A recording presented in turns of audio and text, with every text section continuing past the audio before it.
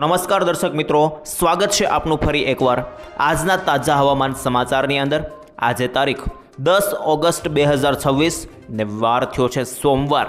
ત્યારે ગુજરાત રાજ્ય ઉપર લાંબા સમયથી જેની રાહ હતી એ સિસ્ટમ હવે આવી ચૂકી છે ને હવે આજથી ગુજરાત ઉપર કડાકા ભડાકા સાથે વરસાદની ભારેથી અતિ ભારે જોર જે છે તે વધવાનું છે અને એને લઈને સૌથી મોટા સમાચાર આવી રહ્યા છે, કારણ કે વાદળોવાળી સિસ્ટમ હવે મિત્રો તમે લાઈવ જોઈ શકો અહીં કે જે સિસ્ટમ છે તે ગુજરાત ઉપર આવી ચૂકી છે ને આજે તો અડધા ગુજરાતમાં આ સિસ્ટમ કડાકા ભડાકા સાથે ભૂક્કા બોલાવતી જોવા મળી રહી છે।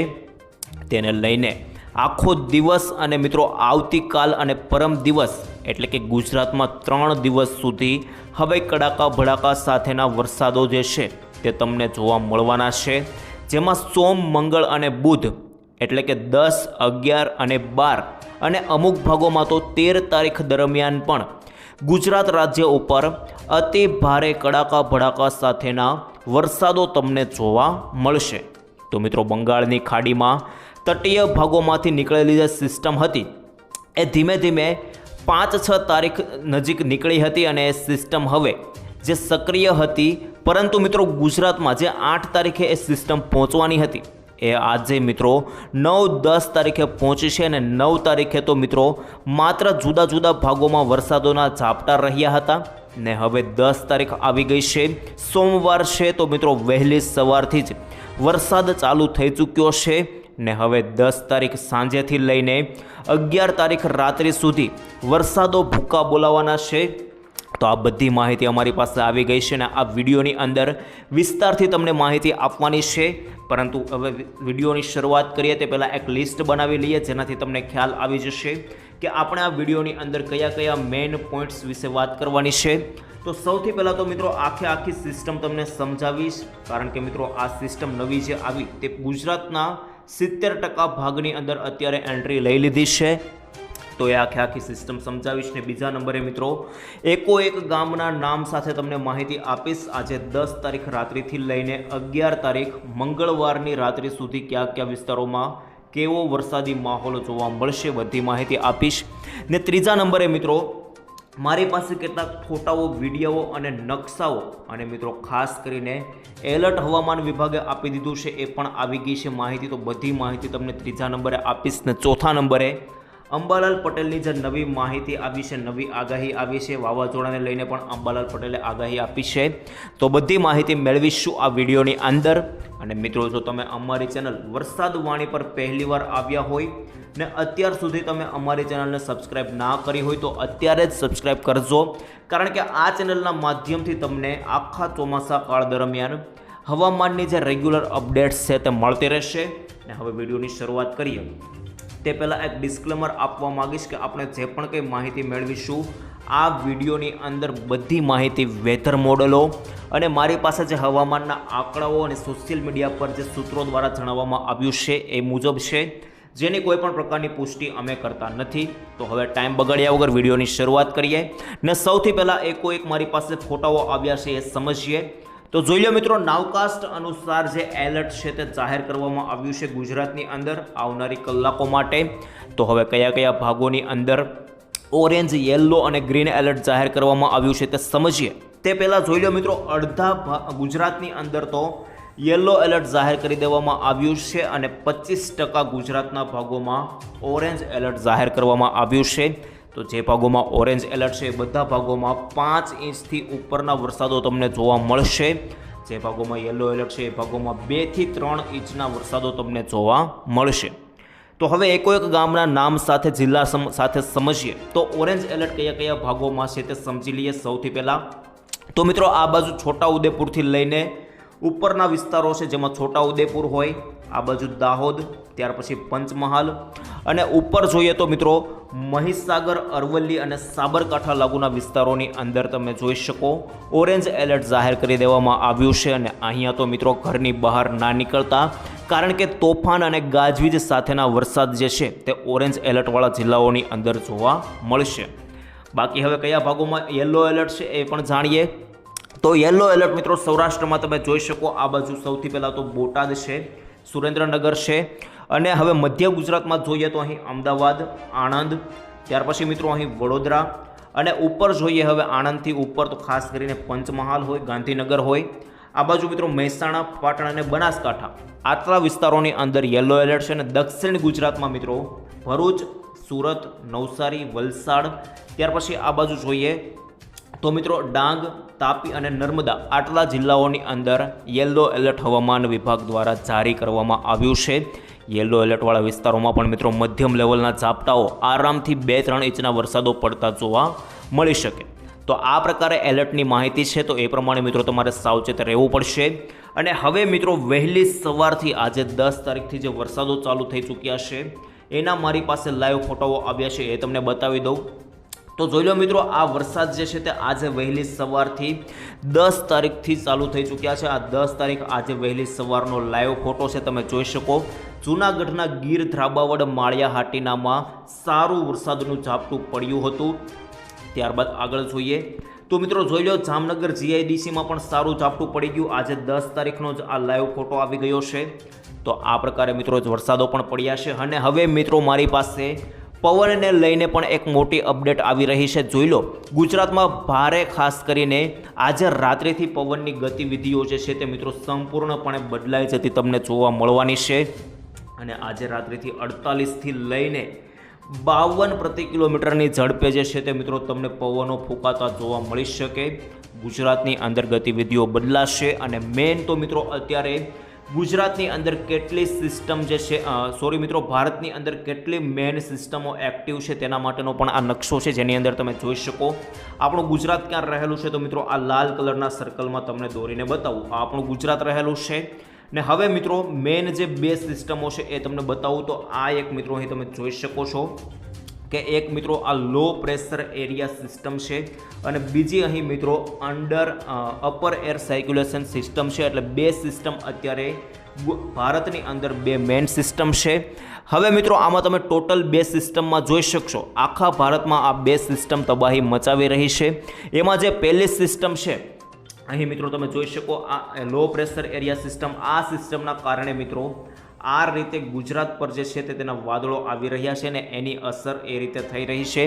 અત્યારે મિત્રો બંગાળની ખાડીની જે સિસ્ટમ છે એની અત્યારે કોઈ હાલ ગુજરાત પર અસર નથી. આ ઉપરની જે સિસ્ટમ છે અંડર એર સર્ક્યુલેશન સિસ્ટમ, મિત્રો લો પ્રેશર એરિયા સિસ્ટમ, આની અસર અત્યારે તમને ગુજરાત પર થઈ રહી છે અને આના કારણે વાદળો અત્યારે ગુજરાત પર આવી રહ્યા છે આ સિસ્ટમ. અને આ સિસ્ટમનું કેન્દ્ર બિંદુ ક્યાં છે તો મિત્રો તમે જોઈ શકો, અહીં મધ્યપ્રદેશની અંદર ભોપાલ આસપાસ અને ગુજરાતની બોર્ડર જ્યાં આવેલી છે ત્યાં એનું કેન્દ્ર બિંદુ જે છે તે રહેલું છે. એના કારણે મિત્રો મેં તમને કહ્યું એ રીતે આ બાજુ ગુજરાતમાં ગોધરા લાગુના વિસ્તારો, આ બાજુ મિત્રો ખાસ કરીને દાહોદ, પંચમહાલ, ખેડા લાગુના વિસ્તારોની અંદર વધારે અસર તેની થવાની છે. તો આ પ્રકારે આખી માહિતી આવી રહી છે. અને આની સાથે મિત્રો હવે તમને લાઈવ સિસ્ટમ બતાવી દો તો તમને વધારે ખ્યાલ આવશે. જોઈ લો મિત્રો, આ જે છે તે હવામાન વિભાગ દ્વારા લાઈવ ફોટો વેબસાઇટ પર મૂકવામાં આવ્યો છે. હવે એમાં મિત્રો ગુજરાત ક્યાં રહેલું છે તો મિત્રો આ લાલ કલરના સર્કલની અંદર આપણું ગુજરાત રહેલું છે. અને ગુજરાતની આસપાસ તમે જોશો તો મિત્રો કાળા ડિબાંગ વાદળોનો ગુચ્છો આવી ગયો છે. એટલે કે મિત્રો એલપીએસ સિસ્ટમ જે છે તે એલપીએસ સિસ્ટમ જ સમજી લો, કારણ કે આ તમને વાદળો અહીં તમે જોઈ શકો છો. આ મિત્રો લાઈવ તમે જોઈ શકો, એલપીએસ સિસ્ટમના વાદળો જે છે તે ગુજરાત પર આવી ગયા છે. અને બીજી બાજુ અપર એર સર્ક્યુલેશન સિસ્ટમ છે આ બંગાળની ખાડીની, અને આની અંદર મિત્રો તમે જોઈ શકો આની અસર અત્યારે ગુજરાત પર કોઈ થતી જોવા મળતી નથી, પરંતુ આ સિસ્ટમ ત્યાં બનેલી છે. અને આ સિસ્ટમ જોતા મિત્રો હવે એવું લાગે છે, જે ગુજરાત પર સિસ્ટમ આવી એ સિસ્ટમ જોતા હવે એવું લાગે છે કે મિત્રો આ સિસ્ટમ ઓછામાં ઓછી 4-5 દિવસની મહેમાન બનશે. અને આજે મિત્રો તમે જોશો તો આજે 10 તારીખ તો થઈ ગઈ છે. હવે મિત્રો 10, 11, 12 અને 13 આ 4 દિવસ તો મિત્રો વરસાદ કડાકા ભડાકા સાથેના જોવા મળશે. પરંતુ મિત્રો 14 અને 15 તારીખ દરમિયાન તમને આ સિસ્ટમના જે છે તે પાછોતરા વરસાદ પડતા જોવા મળી શકે. તો આ પ્રકારે એટલી મોટી આ સિસ્ટમ છે. તો મિત્રો ગુજરાતવાસીઓ હવે તૈયાર થઈ જજો. અને હવે મિત્રો મારે તમને બીજી માહિતી આપવી છે, જેની અંદર એક ગામના નામ સાથે તમને માહિતી આપીશ. આજે રાત્રિથી લઈને ખાસ કરીને આવતીકાલ રાત્રિ એટલે તારીખ સાથે જણાવી દઉં તો મિત્રો આજે 10 તારીખ રાત્રિથી લઈને 11 તારીખ રાત્રિ દરમિયાન 11 તારીખનો આખો દિવસ મંગળવાર કેવો રહેશે બધી માહિતી મિત્રો તમને અત્યારે જણાવવાનો છું, તો ખાસ કરીને વિડીયો છેલ્લા સુધી નિહાળવો તમારા માટે જરૂરી રહેશે। હવે મિત્રો રાત્રિ દરમિયાન તમે જોઈ શકો કયા કયા વિસ્તારોમાં વરસાદ પડતો જોવા મળશે। તો મિત્રો રાત્રિ દરમિયાન જે વરસાદ પડવાનો છે તે ખાસ મેઇન તો મિત્રો દક્ષિણ ગુજરાતના વિસ્તારો અને ઉત્તર ગુજરાતના વિસ્તારોની અંદર પડવાનો છે। બાકી રાત્રિ દરમિયાન સૌરાષ્ટ્ર અને કચ્છમાં કોઈ પ્રકારે મોટો વરસાદ પડતો જોવા મળી રહ્યો નથી।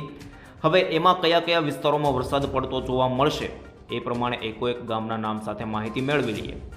તો મિત્રો રાત્રિ દરમિયાન આ બાજુ તમે જોઈ શકો છો મધ્ય ગુજરાતમાં 4-5 વાગ્યા આસપાસ સૌથી પહેલાં મધ્ય ગુજરાતમાં ગોધરા આસપાસના વિસ્તારો છે, દાહોદ આસપાસના વિસ્તારો, એ વિસ્તારોમાં તમને કડાકા ભડાકા સાથે વરસાદ પડતો જોવા મળી શકે, જેની અંદર ગોધરા, દાહોદ, લુણાવાડા, બાયડ, આ બાજુ નડિયાદ, અમદાવાદ, ગાંધીનગર આ વિસ્તારોની અંદર કડાકા ભડાકા સાથે વરસાદ પડતો તમને જોવા મળશે રાત્રિ દરમિયાન। કારણ કે મિત્રો સિસ્ટમનું કેન્દ્રબિંદુ મધ્યપ્રદેશમાં છે, તો ત્યાંથી નજીક થાય એના કારણે આ વિસ્તારોમાં સૌથી પહેલાં વરસાદ પડતો જોવા મળશે।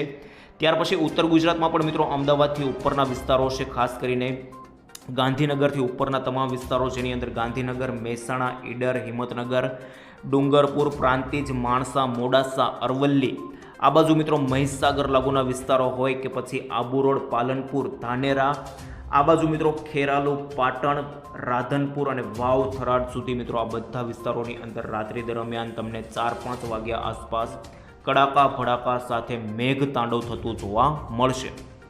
ત્યાર પછી મધ્ય ગુજરાતની અંદર મધ્ય ગુજરાતમાં મિત્રો મેં તમને જણાવી દીધું, પરંતુ હવે દક્ષિણ ગુજરાતની અંદર વાત કરીએ તો દક્ષિણ ગુજરાતમાં પણ ઝાપટા સ્વરૂપેના વરસાદો ચાલુ રહેશે, જેની અંદર વાપી, વલસાડ, આહવા, ડાંગ, સાપુતારા, બારડોલી, વ્યારા, નવસારી, સુરત, ડુમસ, અંકલેશ્વર અને મિત્રો આ બાજુ ખાસ કરીને તિથલ, બેચલાગુના વિસ્તારોની અંદર પણ તમને મધ્યમ લેવલના ઝાપટાઓ જોવા મળશે। અને ઉપર સુરતથી ઉપર વાત કરીએ તો અંકલેશ્વર, ભરૂચ, ડેડિયાપાડા, રાજપીપળા, જંબુસર, કરજણ, દહેજ, વડોદરા, બોડેલી બધા વિસ્તારોની અંદર ઝાપટાઓ શરૂ રહેશે। સૌરાષ્ટ્રમાં મિત્રો આજે રાત્રિ દરમિયાન કોઈ વરસાદની શક્યતા નથી અને કચ્છની અંદર પણ કોઈ પ્રકારનો વરસાદ જે છે તે રાત્રિ દરમિયાન જોવા મળવાનો નથી, પરંતુ આવતીકાલે મિત્રો આ સિસ્ટમ જે અત્યારે ઉત્તર ગુજરાત, મધ્ય ગુજરાત અને દક્ષિણ ગુજરાત ઉપર રહેલી છે, આ સિસ્ટમ આવતીકાલથી જો તેનો ટ્રફ લંબાશે તો આ બાજુ સૌરાષ્ટ્ર અને કચ્છના વિસ્તારોની અંદર વરસાદ પડતો જોવા મળશે। એ મિત્રો અત્યારે તમને બતાવું તો આવતીકાલથી વરસાદ જે છે તે આવતીકાલે હજુ 11 તારીખે તો તેનો ટ્રફ કોઈ લંબાતો અત્યારે દેખાઈ રહ્યો નથી, માત્ર ઝાપટાઓ થોડા ઘણા અસર કરી શકે સૌરાષ્ટ્ર અને કચ્છના વિસ્તારોમાં। બાકી 12 તારીખે તમે જોશો તો ધીમે ધીમે સિસ્ટમ જે છે તે આ બાજુ તમને આવતી જોવા મળી રહી છે, અને એના કારણે 12 તારીખ આસપાસ રાત્રિથી વરસાદ જે છે તે સૌરાષ્ટ્ર અને કચ્છના વિસ્તારોમાં પડી શકે। બાકી આવતીકાલે તો મિત્રો આખો દિવસ અને આજે રાત્રિ દરમિયાન વરસાદ જે રહેવાનો છે એ મેઇન મિત્રો મેં તમને કહ્યું એ રીતે ઉત્તર ગુજરાત અને મધ્ય ગુજરાતના વિસ્તારોની અંદર જ ફોકસ થશે।